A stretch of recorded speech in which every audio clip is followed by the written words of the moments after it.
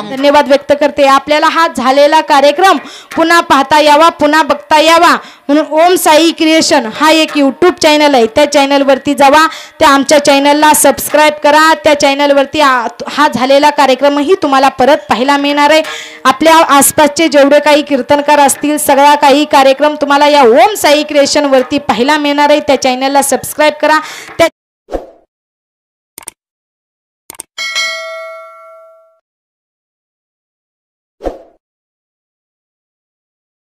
गडे ऐका, या महाराष्ट्राच्या पावनभूमी मातीमध्ये जन्माला आलेले आपण लोक आहे। अरे ऐका गडे ऐका, ही माती कुणी आयऱ्या गैऱ्याची नव।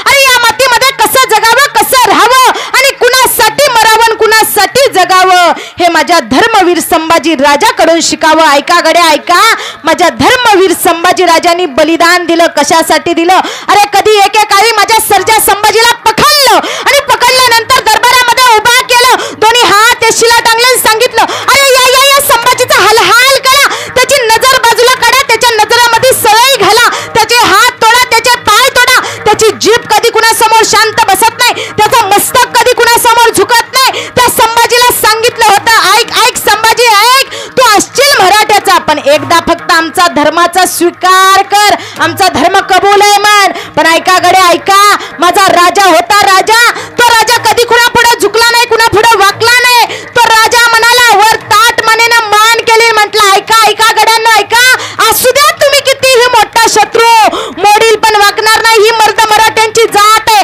अरे या जीवाचं काय हालहाल करायचं ते करा, डोळ्यामध्ये नजरेमध्ये सवय घाला, हात तोडा, पाय तोडा, पण मरेपर्यंत तुमच्या धर्माचा स्वीकार करणार नाही। अरे एका बाजूला धर्म उभा होता, एका बाजूला झेंडा उभा होता आणि एका बाजूला आयुष्य उभा होतं। पण ऐका गडे ऐका, माझ्या धर्मराजानं काय केलं? ऐका, माझ्या धर्मवीर संभाजी राजानं काय केलं?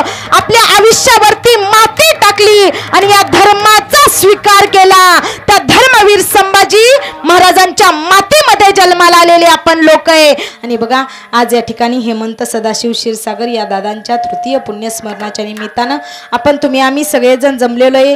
दादांची आई ताई सदाशिव क्षीरसागर आई असेल, आईला कधीही वाटत असेल आपल्या आधी आपल्या लेकरानं आपल्याला सोडून निघून जावं। ऐका, ज्या आईनं 9 महिने 9 दिवस आपल्या लेकराला उदरामध्ये वाढवलं साठवलं, त्या आईला किती त्रास होत असेल। ऐका गडे ऐका, मुलाने आईच्या आधी निघून जावं, त्या आईला किती वाईट वाटत असेल, किती त्रास होत असेल।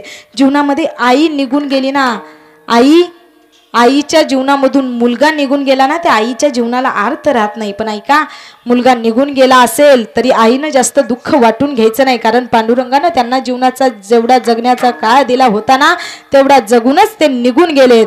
त्यांना 2 भाऊ असतील, संतोष दादा असतील, सुरेश दादा असतील, ते दोघांनाही तुम्ही दादाने एवढं प्रेम करा, दादाने वरती जेवढं प्रेम करत होता आणि या दोघांवरती प्रेम करत होता तसंच आताही या दोघांवरती दादांचं जेवढं काही प्रेम होतं राहिलेलं त्या या दोघांवरती करा। त्यांच्याच रूपात तुम्हाला हेमंत दादा सुद्धा दिसल्याशिवाय राहणार नाहीत। काळी विठू आमासी पावला, पुढी सैत झाला गुप्त तुका, वाडवेळ झाला उभा पांडुरंग, वैकुंठा श्रीरंग बोलावितो।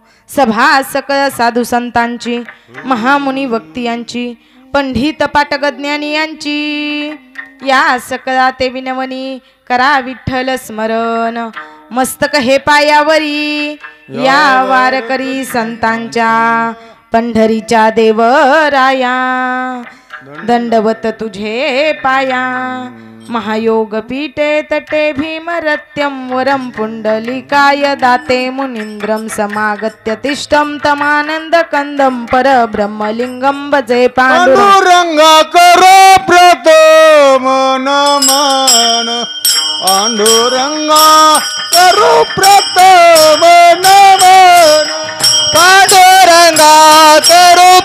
पांडुरंगा करू प्रथम नमन, दुसरे चरणा संताची या, त्यांच्या कृपा दाने कथेचा विस्तारू, बाबाजी सद्गुरुदास तुका। ओम नमो ज्ञानेश्वरा, करुणा करा दयाला, तुमचा अनुग्रह लादलो, पावन झालो चराचरी। आम्ही जातो तुम्ही कृपा असू द्यावी, सकळा सांगावी विनंती माझी, वाडवेळ झाला उभा पांडुरंग, वैकुंठा श्रीरंग बोलावितो। प्रस्तुत प्राप्त प्रसंगी सेवेकरता निवडलेला अभंग ज्ञानोबारायांचे प्रियस्य असणारे, प्राणस्य असणारे, वयाच्या 16व्या वर्षी ज्यांनी हिंदवी स्वराज्याची शपथ घेतली असे असणारे महाराष्ट्राचे जनता राजे राजा, तुमच्या हातामध्ये तलवार असणं आणि ढाल असणं ही तुमची भक्त आहे, हा तुमचा परमार्थ आहे. परंतु आमच्या गळ्यामध्ये माळ असणं आणि आमच्या हातामध्ये टाळ असणं ही आमची भक्त आहे, हा आमचा परमार्थ आहे, असा उपदेश करणारे संत श्रेष्ठ जगद्गुरु तुकोबराय. त्या जगद्गुरु तुकोबरायांच्या बीज उत्सवानिमित्त आज या ठिकाणी या घराचा स्वाभिमान, या घराचा अभिमान, या घराचा मुलगा निघून गेला, त्याला 3 वर्ष पूर्ण झाली. आज या ठिकाणी दादांच्या तृतीय पुण्यस्मरणाच्या निमित्तानं माझ्या वाटेला आलेली सेवा आणि त्या योगानं तुम्हा सर्वांचंच मला दर्शन. विठ्ठल विठ्ठल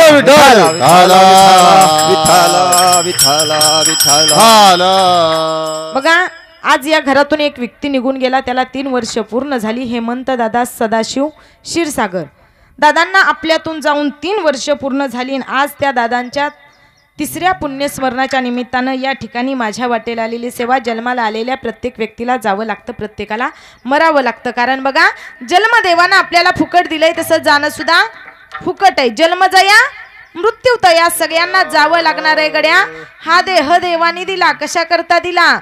देवे दिला देह भजना गोमडा, भजना करता दिला की भोजना करता दिला? अय बसलेले सांगताय का घरी जाऊ? आजारी आहे का तुम्ही? बोलत जायचं, अजिबात घाबरायचं.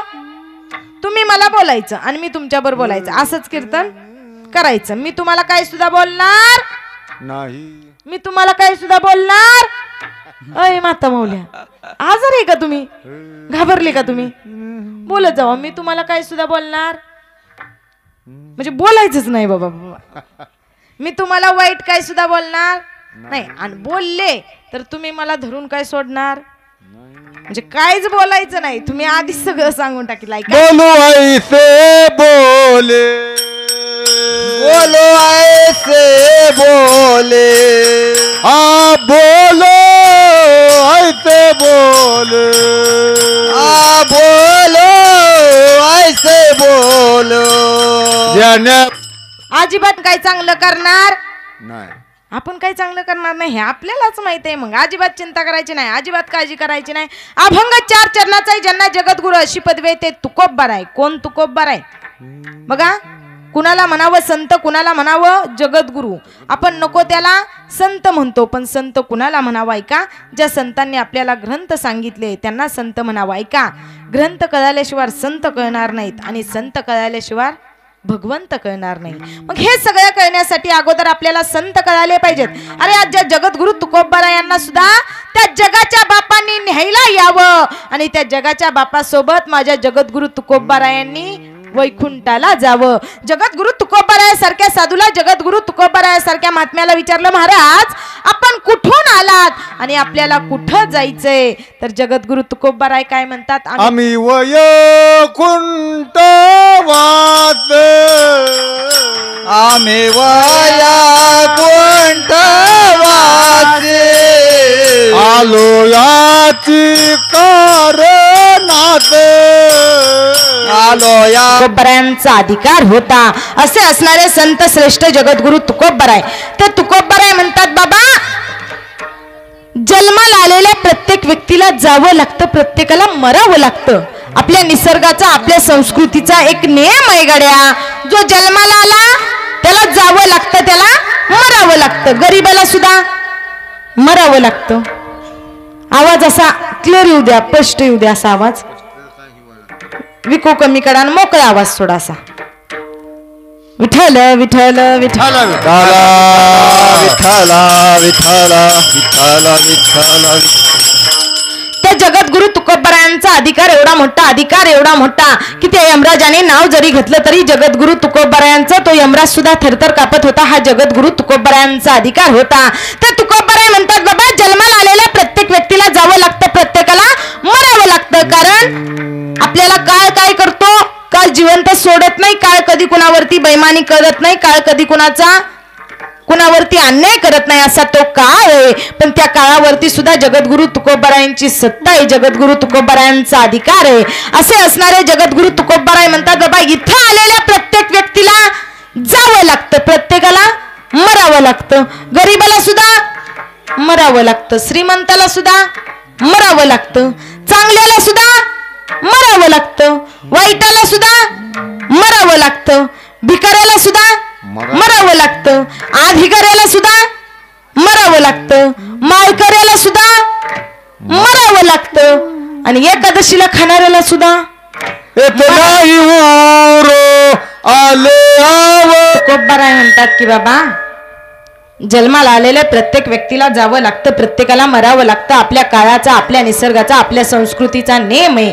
जन्माला आलेल्या प्रत्येक व्यक्तीला जावं लागणार आहे. मग कुणाला म्हणावं साधू, कुणाला म्हणावं संत. जगद्गुरु तुकोबारायासारखा महात्मा म्हणतो तुकाराम माझं नाव नाही आणि देहू माझं, बोला बोला ना, देहू माझं कोण म्हणतंय? जगद्गुरु तुकोबारायासारखा महात्मा म्हणतोय गड्या तुकाराम माझं नाव नाही आणि देहू माझं गाव नाही. पण तुम्ही आम्ही म्हणतो का? म्हणतो का बसलेले? सगळं माझं म्हणतो. जमीन माझी, जुमला माझा, बायका माझी, पोरं माझी, गुरं माझी, ढोरं माझी, सगळं माझं म्हणतो. पण देवाला माझं म्हणतो का? अय बसलेले, म्हणतो का देवाला माझं? पण ऐका, संत महात्मे काय करायचे तर देवाला माझं म्हणायचे, देवाचं नामस्मरण करायचे. कुणाला म्हणावं तुकोबाराय? कोण तुकोबाराय? ऐका, गावामध्ये दुष्काळ पडला, स्त्री अन्न करून मेली, जगद्गुरु तुकोबारायांची पत्नी मेली, तरी पण जगद्गुरु तुकोबाराय म्हणतात की बरं झालं देवा, तू तिला या माया जाळ्यातून वाचवलं, बरं झालं. ते तुकोबाराय. ऐका गडे ऐका, या समाजाचा माथा जागेवर यावा त्यासाठी ज्या जगद्गुरु तुकोबारायांनी गाथा लिहून ठेवला आणि या समाजातल्या लोकांना माझ्या जगद्गुरु तुकोबारायांचा गाथा पाण्यात बुडवला ना, ते तुकोबाराय. एवढा माझ्या तुकोबारायांचा अधिकार मोठा, अधिकार मोठा. ऐका गडे ऐका, आपण सगळेजण जगाच्या बापाच्या दर्शनासाठी, जगाच्या बापाला भेटण्यासाठी पंढरपूरला जातो. पण पंढरपूरचा पांडुरंग परमात्मा देहू गावामध्ये जगद्गुरु तुकोबारायांना भेटण्यासाठी येतो ना, ते जगद्गुरु तुकोबाराय. त्यांना म्हणायचं संत, त्यांना म्हणायचं साधू. असे असणारे जगद्गुरु तुकोबाराय, त्या तुकोबारायांना सुद्धा जावं लागलं गड्या. मग तुम्हा आम्हाला जावं लागतंय, तुम्हा आम्हाला मरावं लागतंय, यात काय वेगळं? यात काही नवल आहे का? सगळ्यांना जावं लागतं, सगळ्यांना मरावं लागतं. ऐका गड्या ऐका, जगाच्या बापानं जन्माला आल्या आल्या अगोदर कशाची सोय केली असेल ना, तर ती मरणाची सोय केली. कशाची? मरणाची सोय केली. देवानं मरणाची सोय केली. हो, देवानं मरणाची सोय केली. देवानं फक्त आपल्यालाच मरायला नाही सांगितलं, तर देव सुद्धा मेला. देवानं सगळ्यात अगोदर कशाची सोय केली? मरणाची सोय केली. साधू संतांना जावं लागलं, सामान्य लोकांना जावं लागलं, देवाला सुद्धा जावं लागलं, सगळ्यांना जावं लागलं का नाही? इथं राहायला कोण आलंय का? बसलेले राहायला कोण आलंय का? तुम्हाला जावं लागणार आहे, मला जावं लागणार आहे. ऐका गडे ऐका, सगळ्यांना जावं लागलं, देवाला सुद्धा जावं लागलं आणि साधू संतांना सुद्धा जावं लागलं, राक्षसांना जावं लागलं, रावणाला जावं लागलं, हिरण्यकश्यपूला जावं लागलं आणि देवाला सुद्धा जावं लागलं. सगळ्यांना मरावं लागतं, सगळ्यांना जावं लागतं. मग जगाच्या बापानं जन्माला आल्या आल्या अगोदर कशाची सोय केली असेल तर ती मरणाची सोय केली. प्रभू श्रीरामचंद्र त्यांना सुद्धा जावं लागलं, मरावं लागलं. देवानं आपला देह कुठं समर्पित केला? प्रभू श्रीरामचंद्रांनी कुठं? शरयुग नदीमध्ये आपला देह समर्पित केलाय.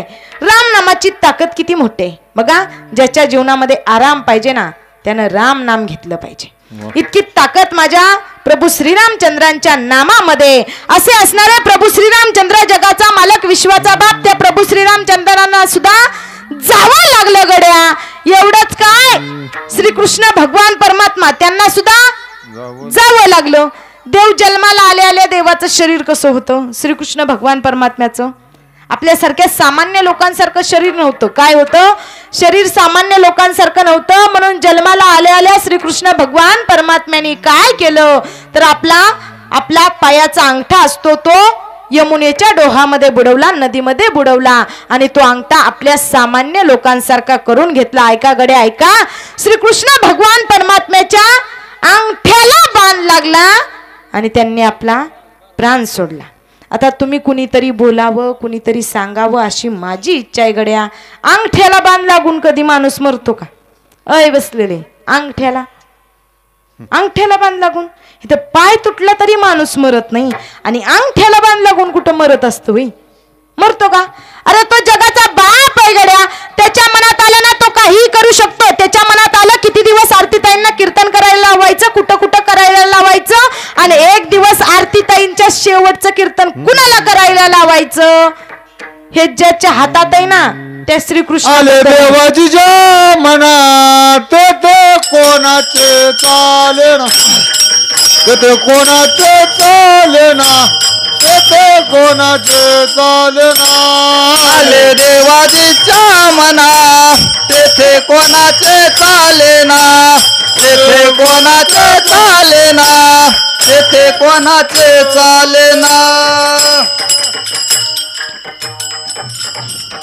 आले देवाजीच्या मनात तेथे कोणाचे चाले ना. देवाच्या मनात आलं ना तिथं आपलं काही सुद्धा चालू शकत नाही असा असणारा श्रीकृष्ण भगवान परमात्मा. त्या परमात्म्याला त्या देवाला सुद्धा जावं लागलं गड्या. मग अंगठ्याला बांध लागून माणूस मरतो का? मरत नाही. पण श्रीकृष्ण भगवान परमात्मा अंगठ्याला बांध लागून नाहीत मेले, तर कशानं मेले? वचनानं मेले. वचनानं मेले, हो वचनानं मेले.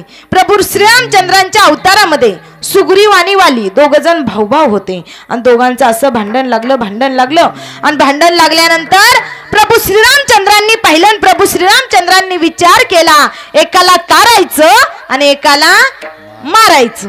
आता तारायचं कुणाला आणि मारायचं कुणाला हे त्याच्या हातात आहे. त्यानं विचार केला, वालीला मारायचं आणि सुग्रीवला तारायचं. प्रभू श्रीरामचंद्रांनी बाण घेतला, बाण लावला, बाण मारणार. तितक्यात वालीनं पाठीमाग पाठ फिरवली आणि बाण कुठं लागला? तर वालीच्या पाठीवरती लागला. त्यानं पाठीमाग वळून पाहिलं आणि पाठीमाग वळून पाहिल्यानंतर बघितलं तर प्रभू श्रीरामचंद्रांनी त्यांच्या पाठीवरती बाण मारावा. त्यावेळेस वाली म्हटला, रामा अरे ऐकणार देवा, तू सगळ्यांचं कल्याण करतो, सगळ्यांचं भलं करतो, पण देवा क्षत्रियाच्या पाठीमाग बाण लागावा हा क्षत्रियाचा अपमान आहे गड्या देवा. तू माझ्यावरती अन्याय केला देवा. कधी कुणावरती अन्याय करत नाही, कधी कुणावरती अत्याचार करत नाही, पण देवा ऐकणारे देवा, माझ्या पाठीला बाण लागला आणि तू माझ्यावरती अन्याय केला देवा. तू वाईट कर्म केलं, त्याचं भोग तुला भोगावे लागणार. त्यावेळेस प्रभू श्रीरामचंद्रांना त्या वालीनं दिलेला शाप आहे, देवा या अवतारामध्ये तू जसं मला मारलं ना तसं पुढच्या अवतारामध्ये मी तुला मारणार. प्रभू श्रीरामचंद्रांचा अवतार झाल्यानंतर कुणाचा अवतार? श्रीकृष्ण भगवान परमात्म्याचा. श्रीकृष्ण भगवान परमात्म्याचा अवतार झाला आणि श्रीकृष्ण भगवान परमात्म्याने जंगलामध्ये कधीतरी जावं आणि तो जो वाली होता ना त्यानं काय करावं? पारद्याचं रूप घ्यावं, एका शिकाऱ्याचं रूप घ्यावं आणि बाण मारावा आणि तो बाण माझ्या देवाच्या अंगठ्याला लागावा आणि श्रीकृष्ण भगवान परमात्म्यांनी आपला देह सोडावा. ऐका गडे ऐका, देवाला जावं लागलं. कशानं जावं लागलं?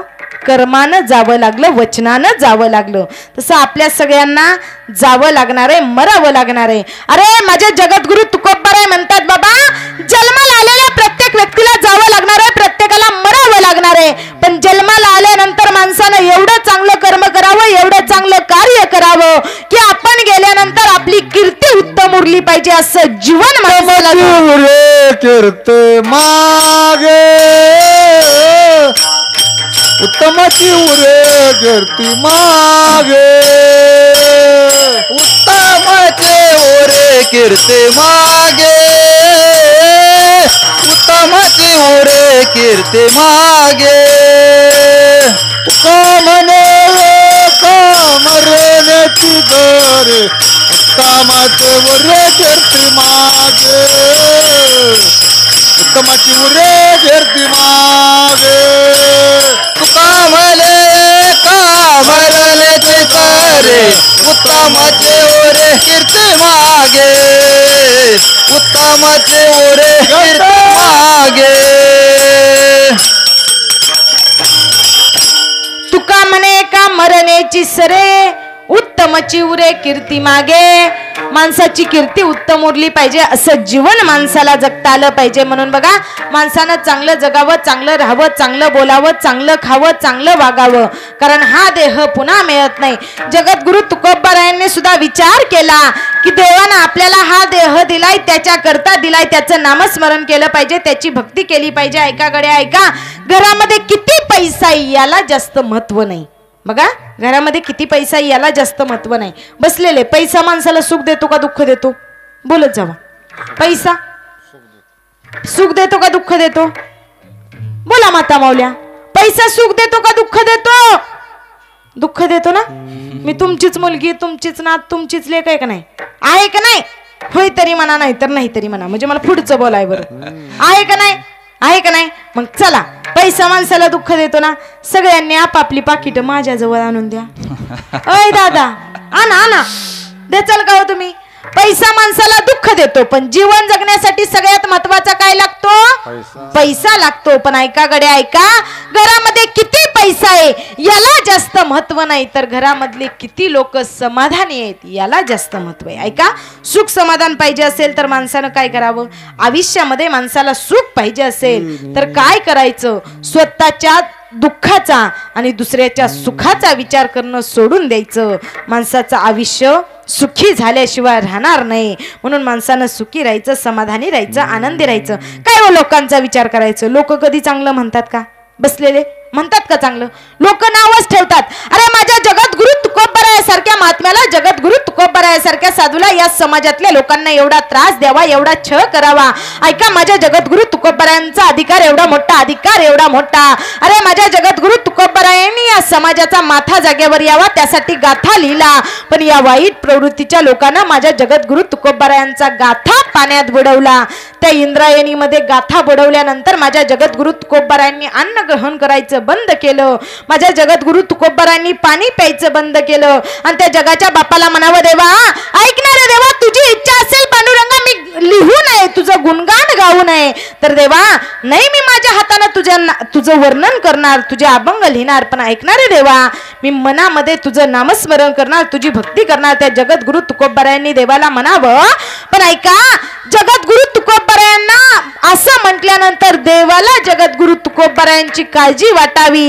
एक दिवस नाही, 2 दिवस नाही, तर 13 दिवस गाता इंद्रायणीच्या डोहामध्ये बुडवावा. आणि ऐका गड्या ऐका, माझ्या देवाला सुद्धा जगद्गुरु तुकोबरायांची एवढी दया यावी, एवढी दया यावी. आणि 13 दिवसानंतर तो गाथा माझ्या जगद्गुरु तुकोबरायांना परत आणून द्यावा. हा तुकोबरायांचा अधिकार आहे. जरी दगडा सहित वह्या तारिया. बघा, जगद्गुरु तुकोबरायांचा अधिकार फार मोठा आहे. अधिकार सांगता येऊ शकत नाही, एवढे संत श्रेष्ठ जगद्गुरु तुकोबराय महान आहेत. पण ऐका, आपण कितीही चांगलं केलं तर लोक आपल्याला नावच ठेवतात. जगद्गुरु तुकोबरायांनी एवढं समाजाचं कल्याण व्हावं, समाजाचं हित व्हावं, त्यासाठी एवढं सगळं कार्य केलं, अभंग लिहिले. पण समाजानं त्यांना नावं ठेवली का चांगलं म्हटले? बसलेले नावं ठेवली का चांगलं म्हटले? नावच ठेवली का नाही? ऐका गड्या, लोक नावच ठेवतात, पण आपण काय विचार करतो? लोक काय म्हणतील? अरे 4 दिवस गायब होऊन बघा, लोक नाव सुद्धा विसरतील. पण आपण आयुष्य मात्र याच विचारात काढत बसतो की लोक काय म्हणतील. अरे काय म्हणत नाहीत लोक, लोकांना आपलं काही घेणं देणं नसतं. लोकांचा विचार करणं बंद करायचं आणि जसं आपल्याला वाटतं ना तसं जीवन जगायचं, कारण हा देह पुन्हा मिळत नाही. मग ऐका, जगद्गुरु तुकोबराय म्हणतात, बाबा आम्हाला सुद्धा हा देह मिळाला, आम्हाला हा देह देवानं दिला आणि आम्हाला हा देह सोडून कधीतरी आमच्या गावाला जावं लागलं, तसं आम्ही जाणार आहे, तुम्हाला सुद्धा जावं लागणार आहे. पण ऐका गड्या ऐका, या परिवारातला एक व्यक्ती निघून गेला, कुणाचा तरी बाप, कुणाचा तरी मुलगा, कुणाचा तरी भाऊ, कुणाचा तरी पती, या कुटुंबाचं एक व्यक्तिमत्व निघून गेलं. ऐका गड्या ऐका, माणूस निघून जातो पण माणसांच्या आठवणी शिल्लक राहतात. या परिवाराला वाटलं आज जरी आपल्या हेमंत दादाला आपण पाहावं तर नाही दिसणार, पुन्हा दिसणार का हो? फोटो मध्ये पाहिलं तर फोटो आठवण देतो पण फोटो आव नाही देत, फोटो स्पर्श देतो, फोटो आठवण देतो पण फोटो स्पर्श नाही देत. कुठं पाहावं कुठं जावं, एकदा गेले निघून ते. पण ऐका, त्यांच्या आत्म्याला शांती लागणार, त्यांचा आत्मा मुक्त होणार. पण कधी त्यांनी देवास जमळ आठवा, सगळ्यांनी आठवा. ज्यावेळेस गेल्या 3 वर्षापूर्वी त्यांना आपल्या देहातून प्राण सोडताना शेवटची 2 मिनिट आठवा की त्यांनी मनामध्ये काय विचार केला असेल गड्या. माझ्याकडे किती श्रीमंत आहे, माझा बंगला केवढा आहे, माझं घर केवढं आहे, मला किती जमीन आहे, माझ्याकडे गाड्या किती आहेत, मी किती कमवलं, माझ्याकडे पैसा किती आहे, हे त्यांनी आठवलं नसेल, याचा विचार त्यांनी केला नसेल. कधी एकेकाळी गेल्या 3 वर्षापूर्वी याच ठिकाणी दादांचा देह कुठेतरी ठेवलेला असेल, मनामध्ये त्यांनी शेवटच्या 2 मिनिटाला विचार केला असेल. ऐका गड्या ऐका, मनामध्ये म्हणले असतील, मी जातो गड्या जातो, माझ्या दादांनी माझ्या दोन्ही भावंडांनी एकत्र राहावं. माझ्या आईनं 9 महिने 9 दिवस मला उदरामध्ये वाढवलं. माझ्या आईनं उदरामध्ये साठवलं. ऐका गडे ऐका, ज्याला आई कळाली ना त्याला जगातलं सुख कळालं, आणि ज्याला आईच कळाली नाही ना त्याला जगातलं सुखच कळालं नाही. म्हणून ऐका गडे ऐका, त्या दादांना म्हणावं माझ्या आईची काळजी घ्या, मी जातो आता. सगळ्या कुटुंबांना एकत्र राहावा, सगळ्यांनी चांगलं राहा, कारण आम्हाला आमच्या गावाला जावं लागणार आहे. आम्ही जातो, तुम्ही सगळ्यांनी एकत्र राहा एकमेकांवर. आम्ही जातो, तुम्ही कृपा असू द्यावी, सकळ्या सांगावी विनंती माझी. ऐका, ज्यावेळेस माणूस जातो ना त्यावेळेस माणसाची इच्छा असते की आम्ही जाणार आहे आता, तुम्ही कृपा असू द्यावी, सगळ्यांना एकत्र राहावं, चांगलं राहावं, चांगलं बोलावं, चांगलं वागावं, चांगलं खावं, कारण हा देह पुन्हा मिळत नाही. मग ऐका, आपण सगळीजण खरंच भाग्यवान आणि नशिबवान माणसे. अरे आपण या महाराष्ट्राच्या मातीमध्ये जन्माला आलेली लोक आहे. ऐका गडे ऐका, ज्याचा त्याचा देह ज्याला त्याला मिळालंय, पण आपल्याला हा देह कुणाला द्यावा, कसा द्यावा हा कळायला पाहिजे. ऐका गडे ऐका, माझ्या जगद्गुरु तुकोबरायांना कळालं की देवानं आपल्याला हा देह दिलाय, हा देह आपण देवाला परत द्यावा. म्हणून जगाच्या मालकाला जगद्गुरु तुकोबरायांनी बोलवावं आणि वैकुंठाला जावं. जगद्गुरु तुकोबरायांनी ज्याचा त्याचा देह ज्याला त्याला देऊन टाकलाय. सगळ्यांना जावं लागतं. जगा काळ काळ खाय आम्ही माथा दिला पाय. जगाला हा देह देवानं दिला, पण कशा करता दिला हे कळालं नाही. संत महात्म्यांना सुद्धा हा देह मिळाला. ऐका गडे ऐका, अलंकापुरीचा राजा माझे संत श्रेष्ठ ज्ञानोबराय, त्या ज्ञानोबरायांना सुद्धा देवानं हा देह दिला, पण ज्ञानोबरायांनी हा देह देवानं दिला. ज्या मातीनं हा देह दिला त्या मातीला माझ्या ज्ञानोबरायांनी हा देह परत देऊन टाकला. आहे की नाही? माझ्या ज्ञानोबरायांनी अलंकापुरीचा राजा ज्ञानोबा माझा, त्या ज्ञानोबरायांनी काय केलं? हा मातीचा देह होता, हा मातीचा देह मातीला दिला. अरे जा कधीतरी आळंदीला आणि पहा, माझ्या ज्ञानोबरायांची समाधी तिथं गेल्यानंतर कळेल माझ्या ज्ञानोबरायांनी मातीचा देह मातीला दिलाय. कधीतरी जाऊन आळंदीला जाऊन माझ्या ज्ञानोबरायांचं दर्शन घ्या. तिथं गेल्यानंतर जगाच्या माऊलीचं, जगाच्या आईचं दर्शन तुम्हाला झाल्याशिवाय राहणार नाही. ऐका गडे ऐका, त्या ज्ञानोबरायांनी मातीचा देह मातीला दिला. शांती ब्रह्म एकनाथ महाराज, त्या एकनाथ महाराजांनी पाण्याचा देह पाण्याला दिला. जगद्गुरु तुकोबरायांनी देवाचा देह जगाच्या बापाला अर्पण केला, जगाच्या बापाला दिला. मग देवानं आपल्याला हा देह दिलाय, आपण कुणाला दिला पाहिजे? देवाला दिला पाहिजे का नाही?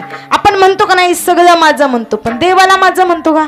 बसलेले म्हणतो का देवाला माझं? आपण सगळ्याला माझं म्हणतो, पण देवाला माझं म्हणत नाही. ऐका गडे ऐका, या महाराष्ट्राच्या पावनभूमी मातीमध्ये जन्माला आलेले आपण लोक आहे. अरे ऐका गडे ऐका, ही माती कुणी आयऱ्या गैऱ्याची नवं. अरे या मातीमध्ये कसं जगावं, कसं राहावं, आणि कुणासाठी मरावं, कुणासाठी जगावं, हे माझ्या धर्मवीर संभाजी राजाकडून शिकावं. ऐका गडे ऐका, माझ्या धर्मवीर संभाजी राजांनी बलिदान दिलं. कशासाठी दिलं? अरे कधी एकेकाळी माझ्या सर्जा संभाजीला पकडलं आणि पकडल्यानंतर दरबारामध्ये उभा केलं, दोन्ही हात शिला टांगले, सांगितलं अरे या या या संभाजीचा हालहाल करा, त्याची नजर बाजूला काढा, त्याच्या नजरामध्ये सळई घाला, त्याचे हात तोडा, त्याचे पाय तोडा, त्याची जीभ कधी कुणासमोर शांत बसत नाही, त्याचं मस्तक कधी कुणासमोर झुकत नाही. त्या संभाजीला सांगितलं होतं, ऐक ऐक संभाजी ऐक, तू असशील मराठ्याचा, पण एकदा फक्त आमचा धर्माचा स्वीकार कर, आमचा धर्म कबूल आहे म्हण. पण ऐका गडे ऐका, माझा राजा होता राजा, तो राजा कधी कुणा पुढे झुकला नाही, कुणा पुढे वाकला नाही. तो राजा म्हणाला वर ताट मानेनं मान केली. म्हटलं ऐका ऐका गड्यांनो ऐका, असू द्या तुम्ही कितीही मोठा शत्रू, मोडील पण वाकणार नाही. ही मर्द मराठ्यांची जात आहे. अरे या जीवाचं काय हलहाल करायचं ते करा, डोळ्यामध्ये नजरेमध्ये सवय घाला, हात तोडा, पाय तोडा, पण मरेपर्यंत तुमच्या धर्माचा स्वीकार करणार नाही. अरे एका बाजूला धर्म उभा होता, एका बाजूला झेंडा उभा होता, आणि एका बाजूला आयुष्य उभा होतं. पण ऐका गडे ऐका, माझ्या धर्मराजानं काय केलं? ऐका, माझ्या धर्मवीर संभाजी राजानं काय केलं? आपल्या आयुष्यावरती माती टाकली आणि या धर्माचा स्वीकार केला. त्या धर्मवीर संभाजी महाराजांच्या मातीमध्ये जन्माला आलेले आपण लोक आहे. ऐका, त्या राजासारखं जीवन जगा. त्या राजानं आपला बलिदान दिला, कशा करता दिला तर या धर्मासाठी दिला. तसं आपण सुद्धा आपल्या देशासाठी, आपल्या धर्मासाठी काहीतरी केलं पाहिजे. ही माती माझ्या राजाचे आणि त्या राजाच्या मातीमध्ये आपण जन्माला आलेलो आहे. आपल्याला एवढं ज्ञान नाही, आपल्याला एवढं समजत नाही. ऐका गड्या ऐका, आपण दुसऱ्याचं दान घेत राहतो पण आपलं दुसऱ्याला देत नाही. देणाऱ्याने देत राहावे, घेणाऱ्याने घेत राहावे आणि घेता घेता एक दिवस दुसऱ्यालाही देत जावे. आपण देतो का बसलेले? दुसऱ्याला देतो का? आपण दुसऱ्याचं घेतो पण दुसऱ्याला देतो का? देत नाही. ऐका, तुम्ही थोडं दान केलं ना त्याचं फळ देव तुम्हाला दिल्याशिवाय राहत नाही. दान करायला शिका, दान धर्म करा. ऐका, देवाची कृपा किती असते. असा एक जण गृहस्थ होता, एक व्यक्ती होता. दररोज नित्यनेमानं यायचा, आपल्या कामावरून येत असताना नित्यनेमाने खिशामध्ये 10 रुपये ठेवायचा आणि काय करायचा, 5 रुपयाचं पान खायला घ्यायचा आणि 5 रुपये शेजारी एक भिकारी बसलेला असायचा त्याच्या ताटामध्ये दान करायचा. दररोजचा नित्यनेम चालू होता. 1 वर्ष नाही, 2 वर्ष नाही तर 20 वर्ष असा त्याचा नित्यनेम चालू होता. सुखाचा संसार चाललेला आणि एक दिवस असं झालं असतं की बघा, घरामध्ये लेकरू बाळ नाही, घरामध्ये पती आणि पत्नी यांच्या व्यतिरिक्त घरामध्ये कोणीच नव्हतं. सुखाचा संसार चाललेला पण सोन्याच्या संसाराला कुणाची तरी नजर लागावी.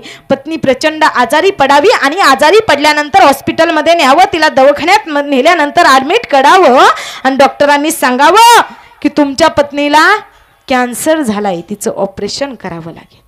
असं म्हटल्यानंतर वाईट वाटलं, दुःख वाटलं. करावं काय? माझा सोन्याचा संसार होता, माझी पत्नी माझ्यासोबत आयुष्यभर राहिली, एवढे हालातनं दिवस काढले, कधी एकेकाळी खायला अन्न नसावं, टोपल्यामध्ये 1 भाकरी असावी, पण माझ्या पत्नीनं, माझा पती, माझा नवरा उपाशी राहील म्हणून स्वतः पाणी पिऊन उपाशी झोपावं आणि माझ्यासाठी टोपल्यामध्ये भाकर ठेवावी. ती माझी पत्नी आज शेवटचा श्वास मोजते.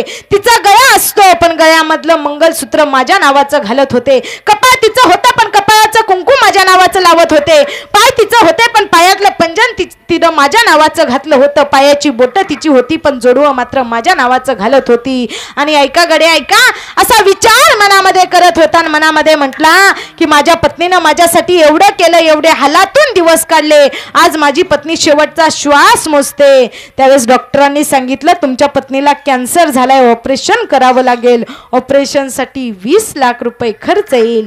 असं म्हटल्यानंतर त्याला वाईट वाटलं, दुःख झालं. करावं काय, कुणाकडे जावं? ऐका गडे ऐका, सुखाच्या काळामध्ये जी जी लोक त्याच्या घरामध्ये आली, त्याच्या दारामध्ये आली, त्याच्या सुखाच्या काळामध्ये त्याच्यासोबत सहभागी झाली, त्या सगळ्यांच्या घरी गेला.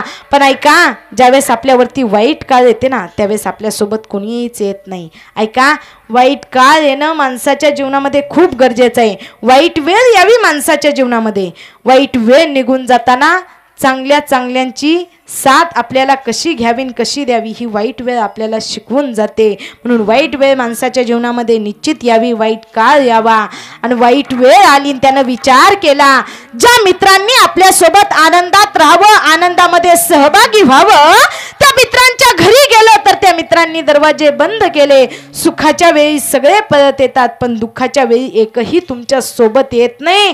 मग आपण सुखाच्या वेळी सगळ्यांना सहभागी करतो पण दुःखाच्या वेळी कोणाला सहभागी करत नाही. ऐका गडे ऐका, सुखाच्या वेळी ज्यांनी तुम्हाला मदत केली त्याला कधीच तुम्ही आपलं म्हणत जाऊ नका, पण दुःखाच्या वेळी जो तुम्हाला मदत करतो ना त्याला आपलं म्हटल्याशिवाय राहत जाऊ नका.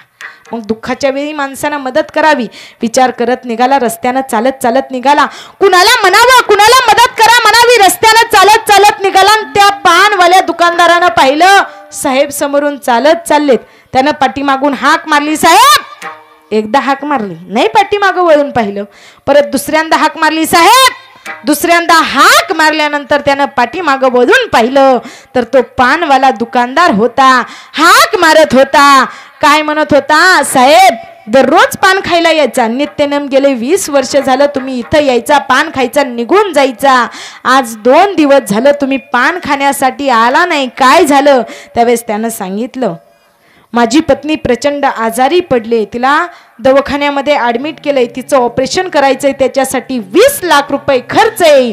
असं म्हटल्यानंतर त्या दुकानदाराने म्हणावं, माझं एवढं पानाचं दुकान आहे, तेवढं विकतो त्याच्यातून काही 2-3 लाख रुपये येतील, ते तुमच्या पत्नीच्या ऑपरेशनसाठी कामी येतील. असं म्हटल्यानंतर त्यानं म्हणावं, नको रे दादा, तू म्हटलास मला फार उपकार झाले तुझे माझ्यावरती, तू दान करायला माझ्यासोबत तयार आहे, पण तुझं पोट उपाशी मारून माझ्या पत्नीला मी जिवंत नाही करू शकत गड्या.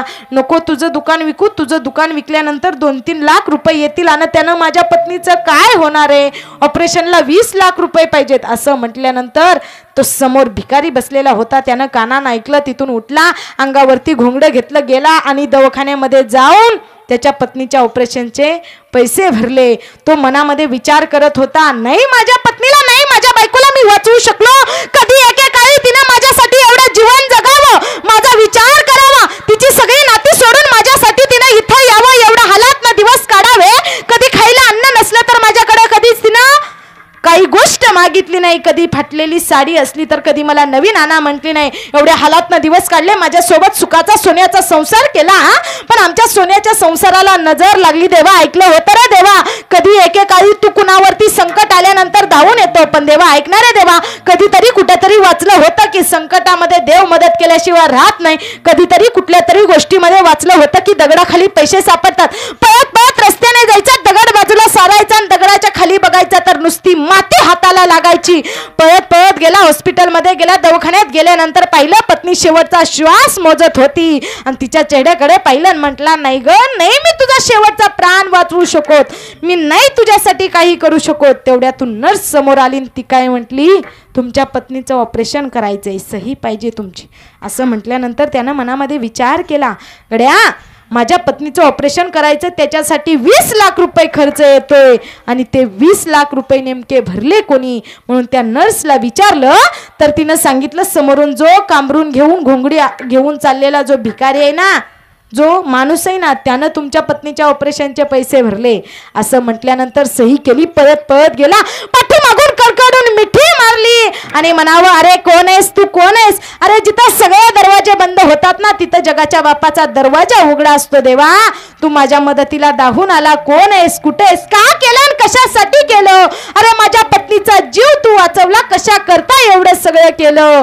असं म्हटल्यानंतर त्यानं समोर येऊन पाहिलं, अंगावरचं घोंगडं काढलं आणि पाहिलं तर हा तोच भिकारी होता की ज्याच्या ताटामध्ये हे दररोज दान करत होता. ऐका गडे ऐका, याच्यातून मला एकच सांगायचे, तुम्ही दुसऱ्याला थोडं दिलं ना, जगाचा बाप तुम्हाला बरंच काही दिल्याशिवाय राहत नाही. मग माणसानं दान करावा, धर्म करावा, देवाचं नामस्मरण करावं, देवाची भक्ती करावी. ऐका, या कीर्तनाची ताकद एवढी मोठी, ताकद एवढी मोठी. अरे असंच एके दिवशी शनिवार वाड्याच्या तिथं माझ्या जगद्गुरु तुकोबरायांचं कीर्तन चालू होतं आणि कळालं, कुणाला कळालं, अरे जगाच्या राजाला कळालं, जगद्गुरु तुकोबरायांचं कीर्तन चाललंय. सगळेजण राजा सगळ्या मावळ्यांना म्हणाला, चला रे गड्यांना चला, शनिवार वाड्याच्या तिथं जगद्गुरु तुकोबरायांचं कीर्तन चाललेलं आहे. आले सगळे मावळे घेतले, आला राजा, आला कुठं आला राजा, शनिवार वाड्याच्या तिथं माझा राजा आला, जगद्गुरु तुकोबरायांचं कीर्तन चालू होतं. ऐका गड्या ऐका, बसलेले सगळ्यांनी ऐका,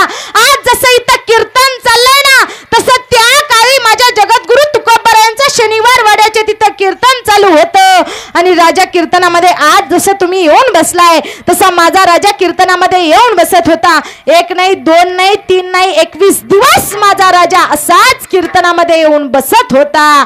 अरे कळालं, कुणाला कळालं, यवनाला कळालं, मुसलमानांना कळालं, शत्रूला कळालं, शत्रूनं म्हणावं, जावा रे गड्या जावा, तो मराठ्यांचा राजा येतोय, कीर्तनामध्ये बसतोय, हाना कापा, त्याला काही करा, कमीत कमी त्याचं मस्तक तरी माझ्या जवळ घेऊन या. आले यवन आले, मुसलमान आले, शत्रू आले, पाहिलं राजा कीर्तनामध्ये नित्य नेमाने येऊन बसला होता. ऐका गडे ऐका, शत्रू आले, मुसलमान आले, पाहिलं, त्यांना पाहिलं माझा राजा एकटा कीर्तनामध्ये बसला होता.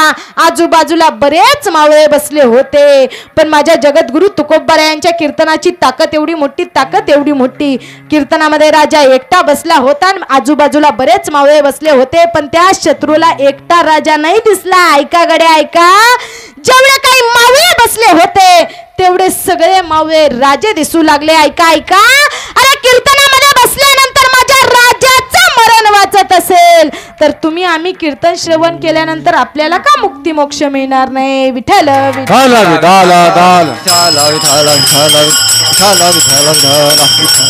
मग ऐका, ही कीर्तनाची ताकद आहे. हा जगद्गुरु वासुदेव बोला तो बोल, ऐकावा कोण ते बोलवतो तो बोल बाळा पोटे माया र गेला बाळा पोटे माया येर जरा मेले मानसा जत्ता उठावेला मग या जगद्गुरु तुकोबरा यांचा अधिकार फार मोठा आहे. त्या जगद्गुरु तुकोबरायांनी काय करावं तर त्या देवाला आपलंसं करून घ्यावं आणि जगद्गुरु तुकोबरा यांचा अधिकार एवढा मोठा व्हावा, अधिकार एवढा मोठा व्हावा की त्या जगाच्या बापानं सुद्धा माझ्या जगद्गुरु तुकोबरायांची पूजा करावी. 16,108 बायका जगाच्या बापाच्या सत्यभामा रुक्मिणी आईसाहेब सगळ्यांना घेऊन यावं आणि त्या जगद्गुरु तुकोबरायांची पूजा करायला लावावी. हा जगद्गुरु तुकोबरायांचा अधिकार होता. ऐका गड्या ऐका, कधीतरी माता माऊल्या कधीतरी तुमच्या संसार रूपी मार्गातून तुम्हाला वेळ भेटला ना, तुकोबाची जिजाबाई हा ग्रंथ निश्चित वाचा. काय असती पतिव्रता पत्नी, काय होती तुकोबरायांची जिजाबाई. ऐका, जगद्गुरु तुकोबराय दररोज भजन करायला जायचे, गळ्यामध्ये विणा घ्यायचा, हातामध्ये चिपळ्या घ्यायचे आणि नामस्मरण करत जगद्गुरु तुकोबराय कुठं जायचे. कधी एकेकाळी भंडारे डोंगरावरती जावं, कधी एकेकाळी इंद्रायणीच्या काठेवरती जावं, कधी एकेकाळी मंदिरात जावं, कधी एकेकाळी भामचंद्र डोंगरावरती जावं, कधी एकेकाळी जंगलामध्ये जावं. आणि एक दिवस भजन करत करत तुकोबराय जंगलामध्ये गेले आणि जंगलामध्ये गेल्यानंतर जगद्गुरु तुकोबराय भजनामध्ये मग्न झाले, भजनामध्ये दंग झाले. आणि भजन चालू असताना जगद्गुरु तुकोबरायांसमोर बरेच प्राणी येऊन बसले होते. वाघ बसला होता, सिंह बसला होता, हत्ती बसला होता, अस्वल बसले होते, अंगावरती वेगवेगळे प्राणी खेळत होते, सर्प होता, अस्वल होतं. आणि जगद्गुरु तुकोबराय भजनामध्ये दंग झाले होते. आणि जगद्गुरु तुकोबरायांची पत्नी जिजाबाईच्या लक्षात आलं, आपल्या पतीला भूक लागली असेल, तुकोबरायांना भूक लागली असेल म्हणून जिजाबाईच्या लक्षात आलं. तिनं काय केलं, डोक्यावरती टोपली घेतली, त्याच्यामध्ये भाकर बांधून घेतली आणि बिचारी रस्त्याने चालत चालत निघाली. रस्त्यानं चालत चालत असताना 3 रस्ते आडवे आले. सगळ्यांना साधा आणि सोपा प्रश्न आहे गड्या, जगद्गुरु तुकोबराय श्रेष्ठ का जिजाबाई श्रेष्ठ? बसलेले तुकोबराय का जिजाबाई? कोण? तुकोबराय श्रेष्ठ. पण ऐका, तुकोबराय श्रेष्ठच, पण तुकोबरायांपेक्षा एक पाऊल जिजाबाई श्रेष्ठ. का श्रेष्ठ तर जगाच्या बापानं तुकोबरायांच्या अगोदर जिजाबाईंना दर्शन द्यावं.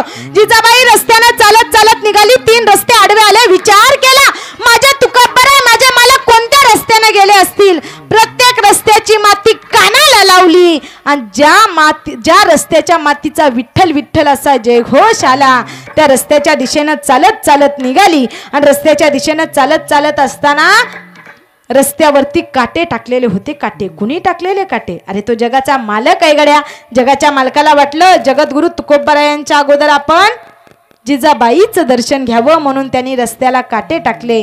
आणि जगाचा बाप एका गुरराख्याच्या रूपामध्ये आला, रस्त्याला काटे टाकले होते. जिजाबाई रस्त्यानं चालत चालत निघाली होती, डोक्यावरती टोपली होती आणि रस्त्यानं चालत चालत निघाली असताना पायाला काटा टोचावा आणि काटा टोचल्यानंतर त्या जिजाबाईनं म्हणावं, अरे काय विठ्या.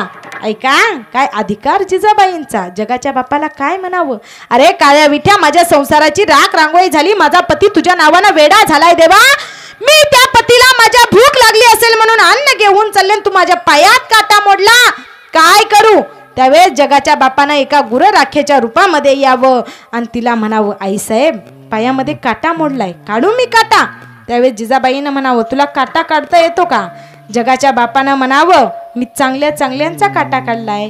आईसाहेब तुमचा काटा काढणं मला फार अवघड जाणार नाही, मी तुमचा काटा सहज काढू शकतो. त्या जगाच्या बापानं विश्वाच्या मालकानं काय करावं, जगद्गुरु तुकोबरायांची पत्नी जिजाबाईचा पाय हातामध्ये घ्यावा आणि आपल्या तोंडातला थुका त्या जिजाबाईच्या पायाला लावावा. ऐका गडे ऐका, आणि त्या जिजाबाईच्या पायातला काटा जगाच्या बापानं काढावा. एवढा जगाच्या बापानं जगद्गुरु तुकोबरायांना अधिकार दिला होता. अरे जगाच्या बापानं जगद्गुरु तुकोबरायांच्या अगोदर पत्नीला दर्शन द्यावं, काटा काढावा. जगद्गुरु तुकोबरायांची पत्नी समोर निघाली, आली कुठं आली, जंगलामध्ये आली. आणि जंगलामध्ये आल्यानंतर पाहिलं जगद्गुरु तुकोबरायांच्या गळ्यामध्ये विनय, हातामध्ये चिपळे आणि मुखामध्ये विठ्ठल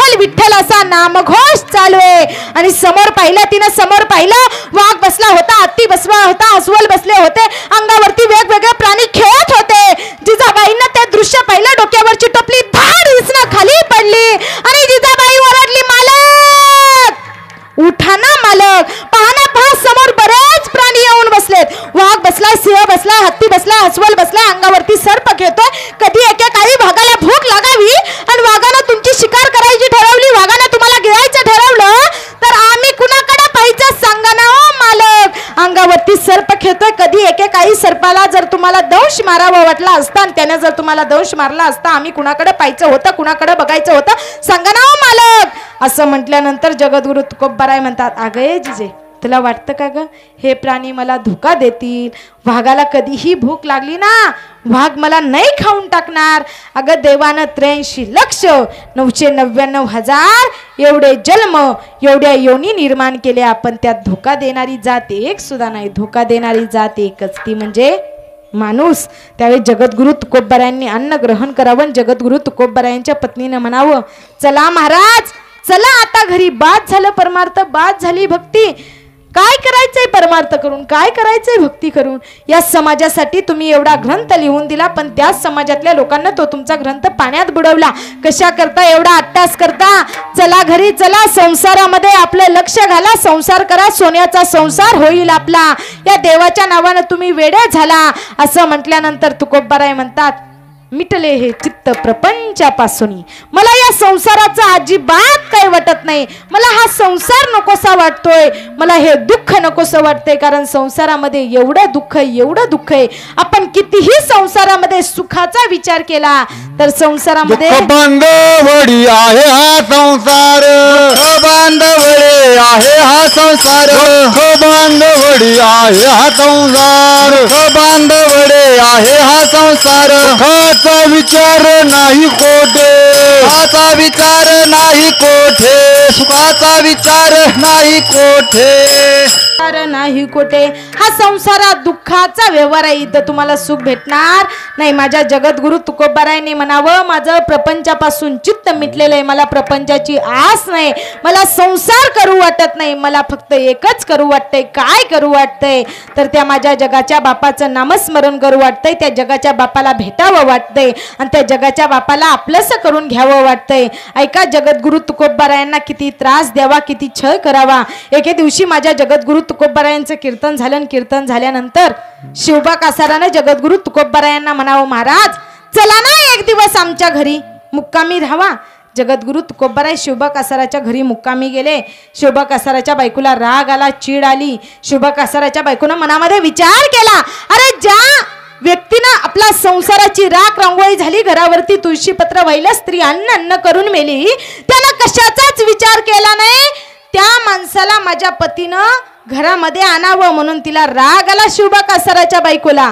आणि तिनं जावं शिवबा कासारापाशी म्हणावं, ऐका ना, आपल्या घरामध्ये संत आलेत, आपल्या घरामध्ये जगद्गुरु तुकाराम महाराज आलेत आणि त्यांना आपल्याला स्नान करायला सांगायचंय, पण ते आपल्या घरी आलेत, त्यांचा मानपान झाला पाहिजे, त्यांना स्नान केलं पाहिजे, त्यांना चांगलं भोजन केलं पाहिजे. जावा दुकानामध्ये जाऊन बाजार घेऊन या. पाठवलं त्यांना आणि जगद्गुरु तुकोबारायांच्या अंगावरती त्या शिवबा कासाराच्या बायकोला एवढा राग आला, एवढा राग आला, तिच्या मनामध्ये विचार आला की तिनं म्हणावं, महाराज तुम्हाला स्नान करायचं असेल, तुम्हाला पाणी स्नान करण्यासाठी आणून देते. ऐका, तोंडावरती गोड बोलावं आणि मनामध्ये कपट ठेवावं, अशी शिवबा कासाराची बायको होती. आणि तिनं काय करावं? ऐका गडे ऐका, जी माणसं तोंडावरती गोड बोलतात आणि पाठीमागं वाईट बोलतात ना, ती माणसं आपली नसतात. पण जी माणसं तोंडावरती वाईट बोलतात आणि पाठीमागं गोड बोलतात ना, ती माणसं आपली असतात. म्हणून काय करायचं, आपल्या माणसाला आपण तोंडावरती वाईट बोलायचं, पण पाठीमागं मात्र गोड बोलायचं. आणि आपण काय करतो तर आपल्या माणसालाच आपण पाठीमागं नावं ठेवतो, असं नाही करायचं. तिच्या मनामध्ये कपट होता, मनामध्ये विचार केला, अरे कधी एकेकाळी माझ्या शिवबा कासारानं, माझ्या पतीनं जर याच्या नादी लागावं तुकोबारायांच्या आणि माझ्या जर संसाराची राख रांगोळी झाली तर मी कुणाकडे पाहावं, कुणासोबत संसार करावा. मग त्या शिवबा कासाराय एवढा माझ्या तुकोबारायांचा अधिकार मोठा होता.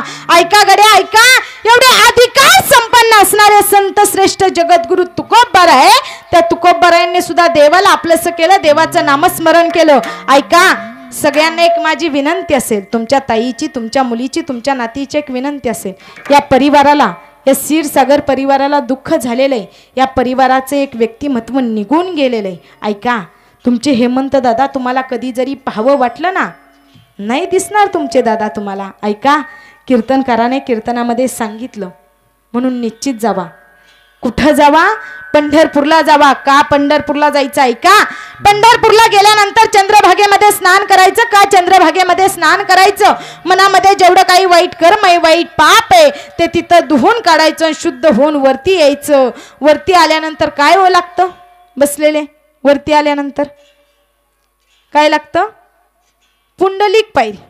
त्या पुंडलिक रायाच्या बाबतीत विचार केला ना, प्रचंड माता पित्यांना त्रास द्यावा, प्रचंड माता पित्यांचा छळ करावा, पण ज्या वेळेस त्याला आई वडिलांची खरी किंमत कळाली ना, त्यावेळेस त्यानं काय केलं? आई वडिलांची एवढी सेवा केली, एवढी सेवा केली, आणि ती सेवा पाहून जगाचा बाप भेटायला आला. आणि जगाचा बाप भेटायला आल्यानंतर पुंडलिक रायानं म्हणावं, देवा आलास पांडुरंगा तू माझ्या भेटीला, पण ऐकणारे देवा, मी माझ्या आई वडिलांच्या सेवेमध्ये एवढा मग्न झालेलो आहे, मी तुझी सेवा करू शकत नाही. समोर वीट पडलेली होती, ती वीट त्या पुंडलिकानं उचलली आणि मागं फेकली. ऐसा कैसा रे तू दिट मागे फिरकाविली विट. त्या विटेवरती जगाचा बाप उभा राहिलेला आहे. गड्या, आपण सगळेजण सामान्य माणसे, आपण पंढरपूर सारखं तीर्थक्षेत्र असणाऱ्या महाराष्ट्राच्या मातीमध्ये जन्माला आलेली लोक आहे. तुम्हा सगळ्यांना माझा साधा आणि सोपा प्रश्न आहे, फक्त भजनी मंडळ सोडून साधा आणि सोपा प्रश्न. जगाचा बाप ज्या विटेवरती उभा आहे त्या विटेचं नाव काय? बसलेले बोला. जाता की नाही कधी पंढरपूरला?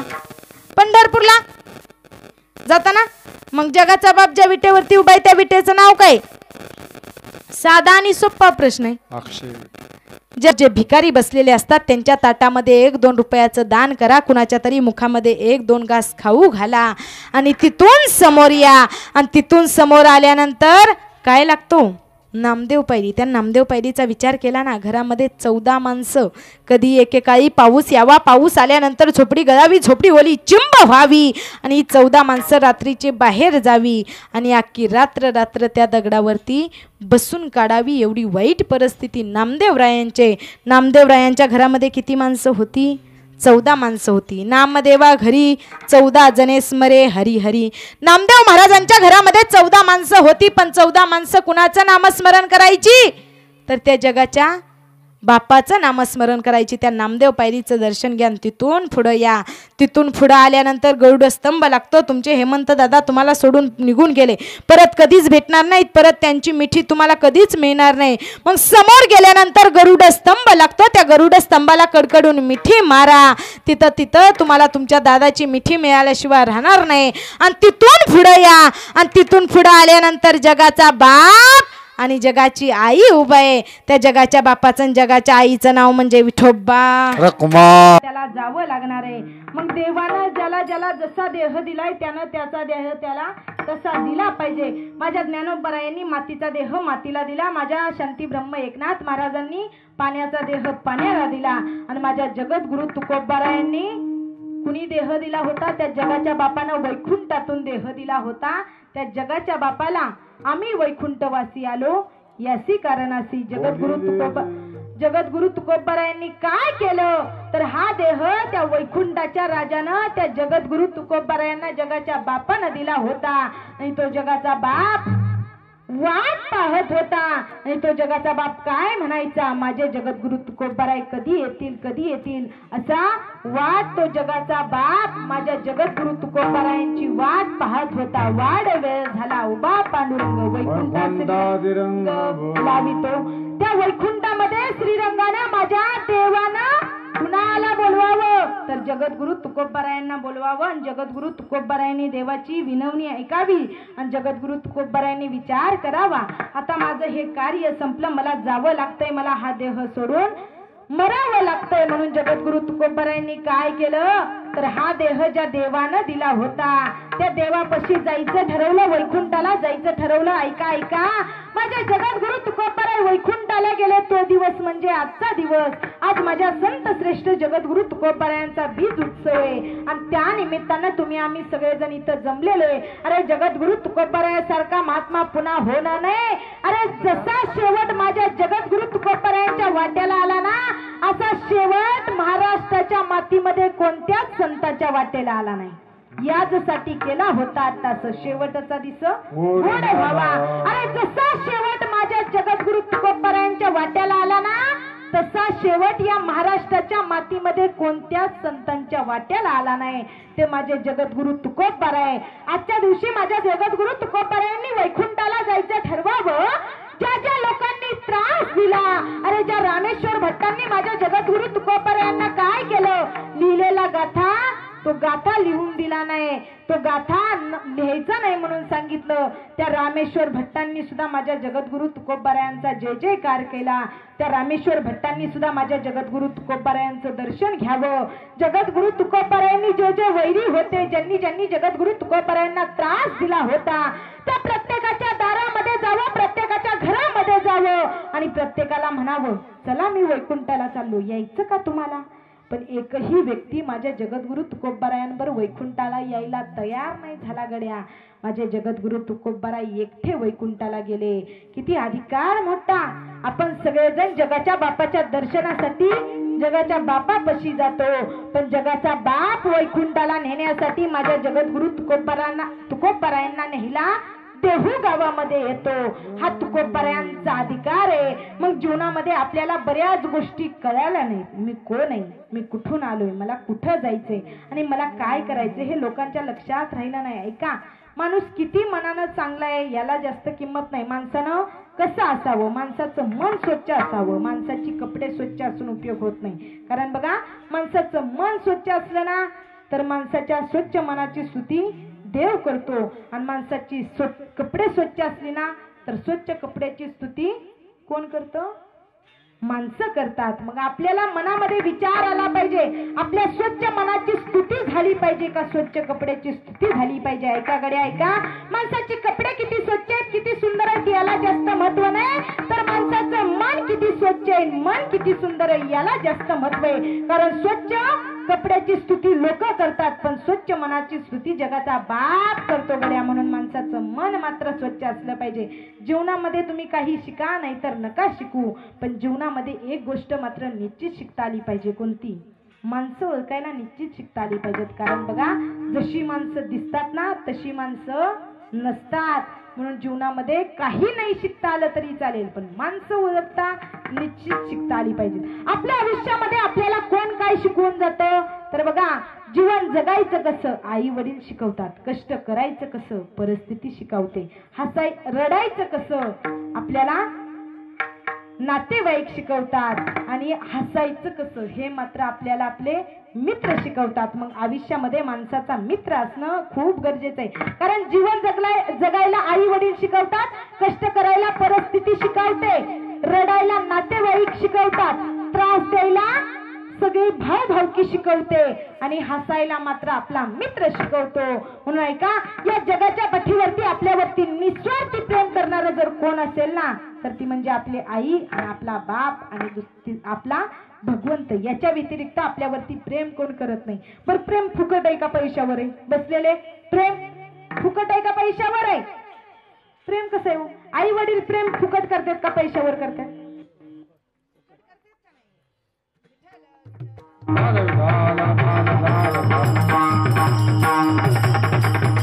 आई वडील आपल्यावरती प्रेम फुकट करतात का पैशावर करतात? फुकट करतात का नाही? प्रेम फुकट आहे का नाही? पण प्रेम आपण फुकट आहे तरी दुसऱ्याला प्रेम करतो का? देतो का आपण प्रेम? मग आपण एकमेकांना प्रेम दिलं पाहिजे. प्रेम सुख गेली, प्रेम सुख मरणाच्या वेळी आत्मा चालला उपाशे, चालला उपासे, मरणाच्या वेळी आत्मा चालला उपाशे, झाला बैमान गेला देहाला सोडून, झाला बैमान गेला देहाला सोडून, झालं बैमान देहाला सोडून, झालं बैमान देहाला सोडून. एक एक आयुष्यभर माणसाचा अट्टाहास चालू असतो, आणि एवढी धावपळ करून सुद्धा शेवटी या आत्म्याचा योग्य दिशेने प्रवास चालू असतो. अरे कोणत्या दिशेने या आत्म्याचा प्रवास चालू असतो? स्वर्गाच्या वाटेने या आत्म्याचा प्रवास चालू असतो, आणि स्वर्गाच्या वाटेने या आत्म्याचा प्रवास चालू असताना या आत्म्याचं मोजमाप चालू असतं. काय चालू असतं? बोला बोला ना, काय चालू असतं? अरे मोजमाप चालू असतं. कशाचं मोजमाप आहे? ऐका दादा ऐका, एक एक, हा कशाचं मोजमाप चालू आहे? अरे पाप आणि पुण्याचं मोजमाप चालू आहे. ऐका दादा ऐका, ज्याचं ज्याचं पाप जास्त आहे ना त्याला नरकात जागा आहे, आणि ज्याचं ज्याचं पुण्य जास्त आहे ना त्याला स्वर्गात जागा आहे. म्हणून पाप आणि पुण्याचं मोजमाप चालू असतं. आणि या आत्म्याला यमराज सुद्धा म्हणतो, सांग बाबा सांग, की या देहामध्ये जन्माला येऊन काय कमवलं आणि काय गमावलं? अरे ऐक बाबा ऐक, देवानं तुला हा देह दिला, कशा करता दिला? त्याचं भजन करावं, त्याच्या नावाची एकादश धरावी, याच्या करता देवानं तुला हा देह दिला. पण ऐक गड्या ऐक, तू या देहाचं कल्याण केलं नाही. अरे एखादा भुकेलेला असेल त्याला 2 घास कधी खाऊ घातला नाही. एखादा तहानलेला असेल त्याला पाणी कधी नीट पाजलं नाही. अरे एखादा आंधळा असेल तर त्याला योग्य दिशा कधी दाखवली नाही. तू जीवनात येऊन काय कमावलं आणि काय गमावलं? ऐक गडे ऐक, त्या जगाच्या बापानं तुला इथं जन्माला घातलं, त्याचं नामस्मरण कधी केलं नाही, त्याच्या नावाची एकादश कधी धरली नाही. कोण कुणाला विचारतंय? अरे स्वर्गाच्या वाटेने जात असताना यमराज सुद्धा या देहाची विचारपूस करतो. कशी विचारपूस करतो? स्वर्गाच्या वाटा यम करती विचारपूस,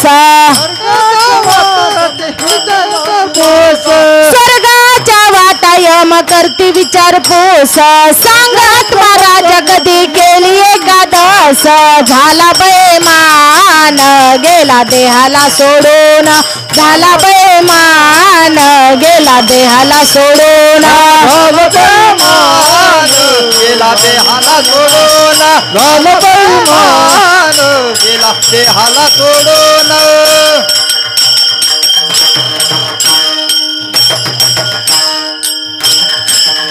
वाह, ऐका, आयुष्यभर माणसाचा एवढा अट्टा चालू असतो, आयुष्यभर माणसाची एवढी धावपळ चालू असते, एवढं सगळं करून सुद्धा माणसाचं पोट भरत नाही, माणूस चांगला राहत नाही. मग ज्याचा त्याला अधिकार मिळणं, ज्याचा त्याला अधिकार देणं हे आपलं काम असतं. देवाचा अधिकार आहे, देव आपल्याला बोलणार, देव आपलं कल्याण करणार, देव आपलं भलं करणार. ऐका, ज्या माणसाचं कर्म चांगलं असतं ना त्या माणसाला जगद्गुरु तुकोबारायांच्या गाथ्यासारखं जीवन असतं.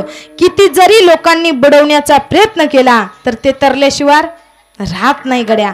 जगद्गुरु तुकोबारायांचा गाथा किती लोकांना पाण्यामध्ये बुडवला पण शेवटी तरलाच ना. तसं ज्या माणसांचं कर्म चांगलं असतं ना त्या माणसाला लोकांनी कितीही बुडवायचा प्रयत्न केला तर जगद्गुरु तुकोबारायांच्या गाथ्यासारखा तो माणूस सुद्धा तरल्याशिवाय राहत नाही. मग माणसानं चांगलं जीवन जगा, चांगलं राहा, चांगलं खा, चांगलं प्या. ऐका, ज्याचा त्याला अधिकार मिळाला पाहिजे. ऐका, देवाला अधिकार आहे गड्या आपल्याला बोलण्याचा, कारण त्यानं आपल्याला हा देह दिलाय.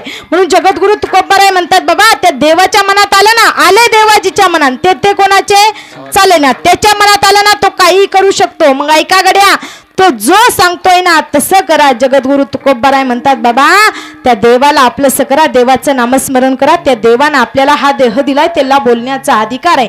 ज्याचा त्याला अधिकार मिळाला पाहिजे. ऐका, आपण बसलेले शेतकरी आहे ना सगळे, इथं शेतकरी आहे का नाही? बसलेले शेतकरी. मग शेतकरी कोण आहे? राजा आहे का नाही? राजा. पण त्याला त्याचा अधिकार आहे का? ज्याचा अधिकार ज्याला त्याला मिळाला पाहिजे. ऐका, आपण जर कपडे शिवले, हे जॅकेट मी शिवले तर हे विकण्याचा अधिकार कुणाला आहे? मला आहे. या जॅकेटची किंमत जर 1000 रुपये होत असेल आणि मला जर ते 2000 रुपयाला विकायचं असेल का तर मी शिवलंय, मग याचा अधिकार कुणाला आहे? मला आहे. मी दुकानामध्ये विकायला ठेवलं, समोरून गिराईक आलं, मी काय म्हणणार? या जॅकेटची 1000 रुपये किंमत आहे, तुम्हाला घेऊ वाटलं घ्या, नाहीतर पुढे जा. का तर ही मी शिवलंय, मी तयार केलंय, याची किंमत ठरवण्याचा अधिकार कुणाला आहे? मला आहे का नाही? तसं शेतकऱ्याला जोपर्यंत तो पीक पिकवतो, अरे आपल्या लेकराप्रमाणे त्या पिकाला जपतो, अरे रात्रीचा दिवस करतो, त्या पिकाला पाणी घालतो, खत घालतो आणि ते पीक असं निर्माण करतो. पण त्या शेतकऱ्याला त्याचं पीक, त्याचं धान्य विकण्याचा अधिकार मिळत नाही. ऐका, जोपर्यंत माझ्या शेतकऱ्याला त्याचं केलेल्या कामाचं फळ आपण जोपर्यंत त्या शेतकऱ्याला त्याचा अधिकार देत नाही तोपर्यंत शेतकरी राजा शेतकरी बाप माझा राजा होत नाही, ज्याचं त्याला अधिकार मिळाला पाहिजे. ऐका, तो आपल्या पिकाला एवढं लेकराप्रमाणे जपतो, खत घालतो, पाणी घालतो, पण त्याचा अधिकार त्याला देत नाही. जोपर्यंत शेतकऱ्याला त्याच्या पीक विकण्याचा अधिकार मिळत नाही तोपर्यंत शेतकरी बाप माझा राजा होत नाही. मग ऐका, शेती काय आहे? शेती म्हणजे माती आहे का? बसलेले, शेती माती आहे का? शेती काय आहे? तर शेती सोनं आहे. ऐका, सोनं घ्यायचं असतं का विकायचं असतं? शेती विकायची नसते, तर शेती घ्यायची असते. आणि शेती घेऊन राजासारखं रुबाबात जीवन जगायचं असतं. कारण ही शेती म्हणजे माती नाही, तर शेती म्हणजे सोनं आहे आणि ती आपली माय आहे. आणि त्या शेतीचा आपण राजा आहे, राजासारखं जीवन जगायचं, ज्याला त्याला ज्याचा त्याचा अधिकार मिळतो. ऐका, आपला बाप आपल्याला कळत नाही. बापाला कधी पाहायचं? ऐका गड्या, ऐका, आपल्या बापाला आपण कधी पाहायचं? कधी एकेकाळी आपल्या बापानं नवीन कपडे घातल्यानंतर बापाला पाहायचं नाही. बापानं आपल्याला पैसे दिल्यानंतर बापाला पाहायचं नाही. बापानं आपल्याला गाडी घेऊन दिल्यानंतर आपल्या बापाला पाहायचं नाही. अरे कधी एकेकाळी रात्रीचं उठायचं आणि जायचं बापाच्या अंथरुणाजवळ जायचं, पाहायचं बापाकडं. अरे 4-5 जागेवरती फाटलेलं बनेल त्याचं असतं, पण आपल्याला ब्रँडेड कंपनीचं बनेल आणून देतो ना, तो आपला बाप असतो. अरे एकदा नाही 4-5 वेळा चंभाराकडे जातो आणि एक चप्पल कितीतरी वेळा शिवून घालतो आणि आपल्याला ब्रँडेड कंपनीची चप्पल आणून देतो ना, तो आपला बाप असतो गड्या, बाप. त्या बापाला तेव्हा पाहायचं, बाप विचार करतो माझा दादा सुंदर दिसला पाहिजे म्हणून स्वतः फाटलेलं घालतो ना, आपल्याला ब्रँडेड कंपनीचा आणून देतो ना, तो आपला बाप असतो गड्या. मग बापाला आपण कधी पाहायचं? तर त्यावेळेस बापाला रात्रीचं आपण पाहायचं. ऐका, बापा इतकं आपल्यावरती कोणीच प्रेम करत नाही. जगद्गुरु तुकोबारायांनी सुद्धा आपल्या लेकीवरती एवढं प्रेम करावं, एवढं प्रेम करावं, वैकुंठाला जावं. आणि वैकुंठाला गेल्यानंतर जगद्गुरु तुकोबारायांची मुलगी भागीरथीनं काय करावं? बाबा बाबा म्हणून हाक मारावी. आणि त्या जगाच्या बापाला जगद्गुरु तुकोबारायांनी म्हणावं, देवा अरे माझी मुलगी, माझी भागीरथी माझा दाहो फोडती, माझी आठवण काढते, तिच्या भेटीसाठी मला जावं लागेल गड्या. अरे साक्षात जगद्गुरु तुकोबाराय, वैराग्याचे मूर्तिमंत पुतळे, वारकरी संप्रदायाचा कळस असणारे संत श्रेष्ठ महान जगद्गुरु तुकोबाराय सुद्धा वैकुंठावरून वैकुंठावरून भागीरथीसाठी, तिला भेटण्यासाठी येतात. एवढं लेकीचं आपल्या बापावरती प्रेम असतं. ऐका, आजकाल मुलींना आपल्या बापाचं प्रेम कळत नाही. अरे कुणीही येतं आणि आपल्या मुलीला प्रेमामध्ये फसवतं. एक कॅडबरी काय देतं, एक ड्रेस काय देतं, हॉटेलवरती काय जेवायला नेतं, एक महिन्याचा रिचार्ज काय मोबाईलला मारतं, आणि या सगळ्यामध्ये आपली मुलगी कमजोर होऊन जाते. ऐका ताई, तू एवढी कमजोर नाही. कुणीही यावं तुला प्रेमामध्ये फसवावं, ऐक गड्या, ऐक, कुणीतरी येतं तुला एक कॅडबरी देतं, पण आयुष्यभर तुझ्या बापाने तुला एवढ्या कॅडबऱ्या चाललेल्या असतात, चॉकलेट चाललं असतं, ते सगळं तू विसरून जाते. कुणी येतं तुला एक ड्रेस घेऊन देतं, पण आयुष्यभर तुझ्या बापाने एवढे वर्ष तुला चांगले सुंदर ड्रेस घेतलेले असतात, ते मात्र तू विसरून जाते. ऐक ताई, ऐक, तू एवढी कमजोर नाही. तू कोण आहे? तू जिजाबाई आहे, तू झाशीची राणी आहे, तू अहिल्या आहे, तू सावित्रीबाई फुले आहे. तू कोण आहेस ताई? तू एवढी कमजोर नाही, तर तू या महाराष्ट्राची एक स्त्री आहे. असं रुबाबात जीवन जगलं पाहिजे. आपला बाप आपल्याला कळत नाही, आहे तोपर्यंत कळत नाही, गेल्यावरती किंमत कळल्याशिवाय राहत नाही. मग बाप किती आपल्यावरती प्रेम करतो सांगता येऊ शकत नाही, एवढं प्रेम करतो. जगद्गुरु तुकोबाराय म्हणतात की माझा अंतकाळ जवळ आला, सगळे वैरी होते, सगळे काही नातेवाईक होते, सगळ्यांजवळ गेले आणि सगळ्यांना म्हटले माझा अंतकाळ जवळ आलेला आहे, मला जगाच्या बापापाशी जायचंय, मी जाणार आहे गड्या, वैकुंठाला जाणार आहे, तुम्ही सगळ्यांनी माझ्या सोबत चला. नाही तुम्हाला सगळ्यांना माझ्या सोबत येता आलं ना, नका येऊ, पण ऐका गड्या, ऐका, सगळ्यांनी एका जिव्हाळ्यानं राहा, एका प्रेमानं राहा, एका जिव्हाळ्यानं राहा. सगळ्यांनी एका जिव्हाळ्यानं राहिलं ना, समजा तुम्हाला देव पावला. ऐका, या क्षीरसागर परिवारातलं एक व्यक्तिमत्व निघून गेलं. हे दादा म्हणत असतील मी जातो गड्या, आता जातो. सगळ्यांनी काय करा, सगळ्यांनी एका जिव्हाळ्यानं राहा. सगळे एका जिव्हाळ्यानं राहिले ना, गेलेल्या दादांना पांडुरंग पावल्याशिवाय राहणार नाही. मग काय करा, जगद्गुरु तुकोबाराय म्हणतात की सगळ्यांचा अंतकाळ जवळ येतो, तसा आपलाही अंतकाळ जवळ येणार आहे. मग आपण काय करा, तर देवाला आपलंसं करून घ्या. जगद्गुरु तुकोबाराय म्हणतात की माझा अंतकाळ जवळ आला, अभंगाच्या शेवटच्या चरण. अंतकाळे भेटो आमाती पावलो. गुप्त तुका वितो. आज माझ्या जगद्गुरु तुकोबारायांचा बीज उत्सव आहे आणि आज माझे जगद्गुरु तुकोबाराय वैकुंठाला गेले. आज खरंच आनंदाचा आणि आपल्या सगळ्यांना स्वाभिमान अभिमान वाटला पाहिजे. खरंच आपलं काहीतरी चांगलं कर्म असेल, चांगलं पुण्य असेल, तेव्हा कुठं आपल्याला हा कार्यक्रम हा सोहळा पाहायला मिळतोय. आणि बघा आज या ठिकाणी हेमंत सदाशिव क्षीरसागर या दादांच्या तृतीय पुण्यस्मरणाच्या निमित्तानं आपण तुम्ही आम्ही सगळेजण जमलेलो आहे.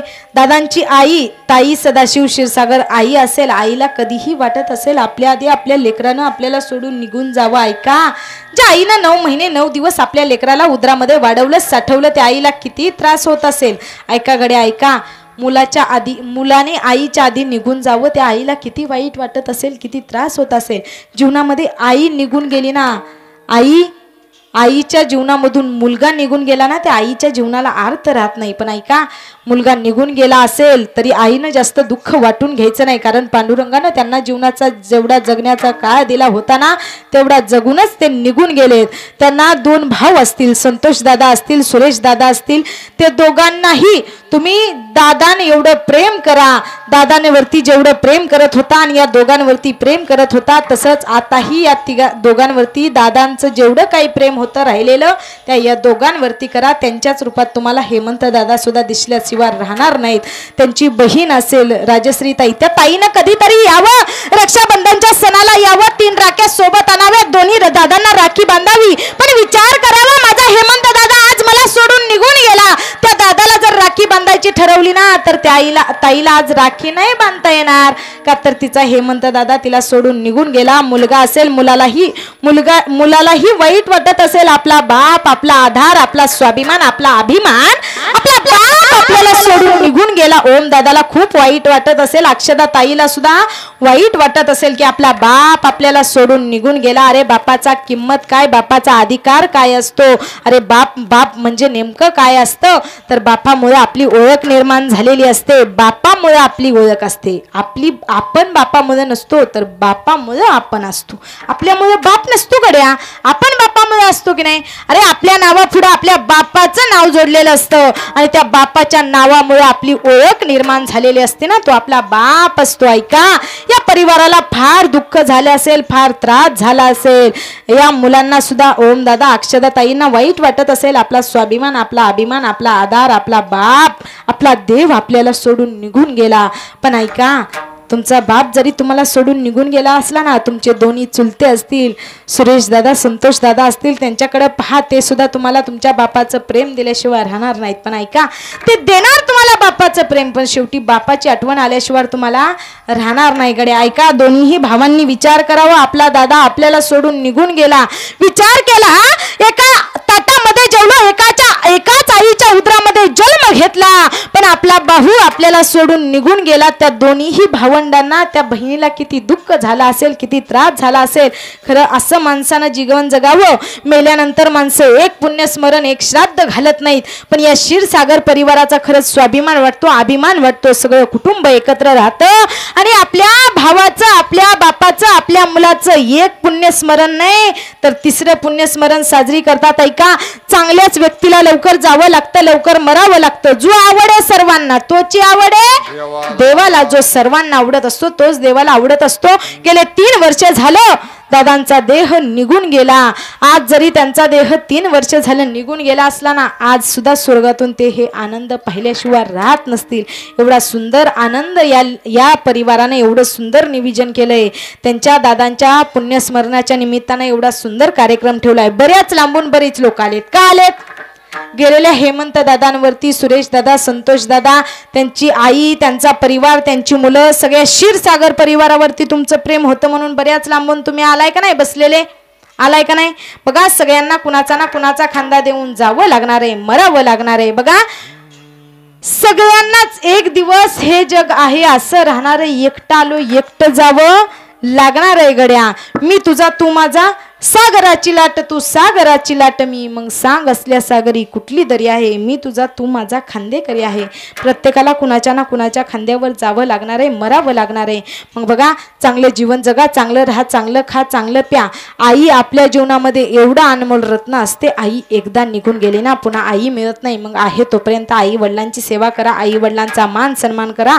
ऐका, घरामध्ये आईशिवाय एक वस्तू मिळत नाही, तर आई निघून गेल्यानंतर जीवनामध्ये सुख काय मिळणार आहे.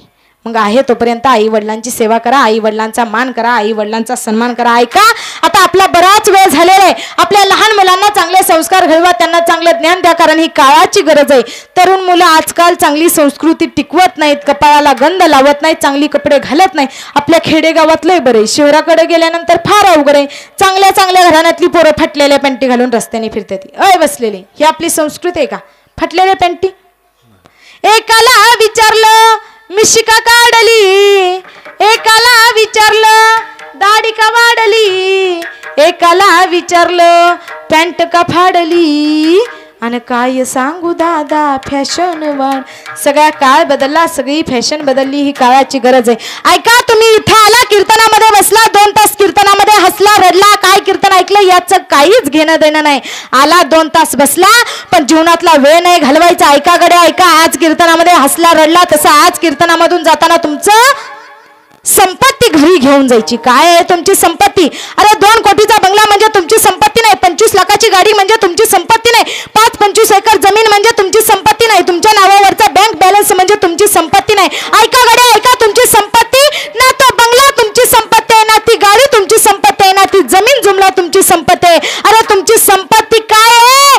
ऐका गड्या ऐका, तुमच्या उदरामध्ये, तुमच्या पोटामध्ये जन्माला आलेली जी तुमची लेकरं आहेत ना गड्या, ती तुमची संपत्ती. ती संपत्ती जपा, आणि त्या संपत्तीला जपलं तर ती संपत्ती तुमचा संभाळ केल्याशिवाय राहणार नाही गड्या. म्हणून आपल्या आई वडिलांची सेवा करा, आई वडिलांना माझं म्हणा. म्हणून बघा, बराच वेळ झालेला आहे. आज या ठिकाणी संत सद्गुरू जगद्गुरू तुकोबराय, त्या तुकोबरायांच्या बीज उत्सव निमित्त चालू असलेला हा आजचा कीर्तन सोहळा, आणि आपल्या या परिवाराचा स्वाभिमान, या परिवाराचा अभिमान. हेमंत दादा ते जाऊन गेले 3 वर्ष पूर्ण झालं, त्या निमित्तानं हा कीर्तनाचा कार्यक्रम आहे. मग त्यांच्या आत्म्याला शांती लाभो हीच ईश्वरचरणी प्रार्थना करते. काही चुकलं असेल तर तुमच्या शुद्ध अंतकरणाने मला माफ करावं. आमची आणि दादांची छोटू काकांच्या इथं भेट झाली, आणि किती आपलं मला वाटतंय किती दिवसापूर्वी तुम्ही मला तारीख देऊन ठेवली असेल, किती बरेच महिने झाले तुम्ही मला तारीख देऊन ठेवली असेल. दादांचंही माझ्यावरती नितांत प्रेम असतं. आम्ही सतत छोटू काकांच्या इथं असल्यामुळं दादांच्या बरोबर आमचा संपर्क झाला, आणि या ठिकाणी दादांनी मला सेवा करण्याची संधी दिली, त्याबद्दल दादांचं मनापासून धन्यवाद व्यक्त करते. अगदी माझ्यावरतीही मोठ्या बहिणीसारखं प्रेम करतात, ताईही असतील, त्यांचंही मनापासून धन्यवाद व्यक्त करते. आपल्याला हा झालेला कार्यक्रम पुन्हा पाहता यावा, पुन्हा बघता यावा म्हणून ओम साई क्रिएशन हा एक यूट्यूब चॅनल आहे, त्या चॅनलवरती जावा, त्या आमच्या चॅनलला सबस्क्राईब करा. त्या चॅनलवरती हा झालेला कार्यक्रमही तुम्हाला परत पाहायला मिळणार आहे. आपल्या आसपासचे जेवढे काही कीर्तनकार असतील, सगळा काही कार्यक्रम तुम्हाला या ओम साई क्रिएशनवरती पाहायला मिळणार आहे. त्या चॅनलला सबस्क्राईब करा.